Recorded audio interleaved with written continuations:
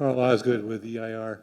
I was happy that Colonel Wilkerson mentioned Daniel Ellsberg, because another thing that Daniel Ellsberg said, and I read this in his book, never had the pleasure of meeting him in person, was that he said, contrary to popular myth, the popular view, the U.S. has always used nuclear weapons in the way that a criminal uses a gun in order to get what he wants, even if he doesn't pull the trigger. So my question for both Scott Ritter and Colonel Wilkerson is, how is the U.S. using nuclear weapons now? Again, Colonel, I yield to you.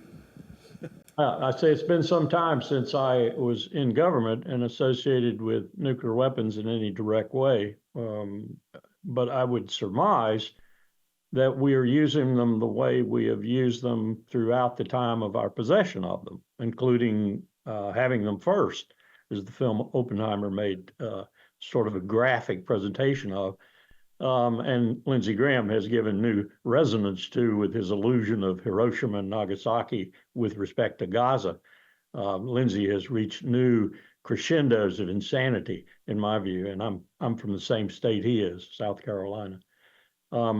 We use nuclear weapons as a backdrop for threatening whenever we need to use them.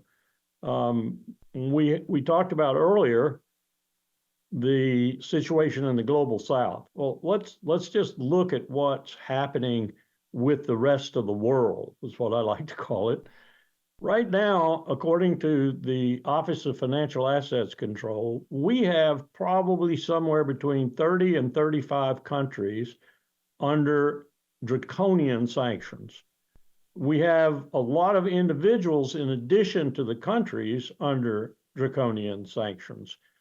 We are detested by 3.6 billion people in the world, is my guess, given the countries under sanction, given their nature, and given, in many cases, the absolute lack of any real reason to have them, and the fact that they might be pointed at the leadership of a state or a country, but they in fact are impacting the people more than the leadership, if the leadership at all.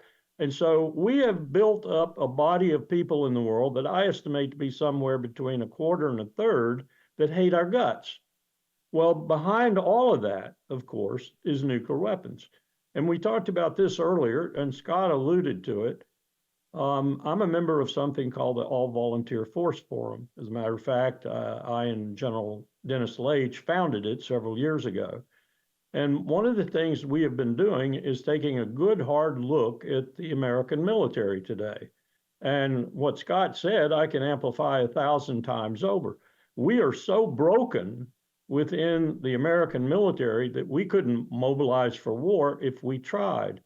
Not only that, in the polling that we do, very sophisticated polling every year and have done for almost 3 decades, the propensity to serve of American youth in the draft age quadrant, roughly 18 to 24, is down to 9%, the lowest it's ever been. It's General H's and my conclusion that if we had a real war, most American youth would go to Canada or Mexico in the first 48 hours. So it would be impossible to mobilize this country. Well, what do we do when we realize this? We threaten with nuclear weapons. We leave the nuclear weapons in the background. We hold the nuclear weapons up. We let people know. We don't have to tell too many, they know it. That's what scares me more than anything else about the bellicosity coming out of the White House with regard to China, with regard to Russia, with regard to Iran, because we can't back it up. We cannot back it up except with nuclear weapons. So you ask me the pregnant question, who will be the first in the world to use nuclear weapons? The same people who were the first in the world to use them in 1945. That is another thing Dan and I talked about, and we both agreed it is probably one of the most dangerous aspects of the current situation.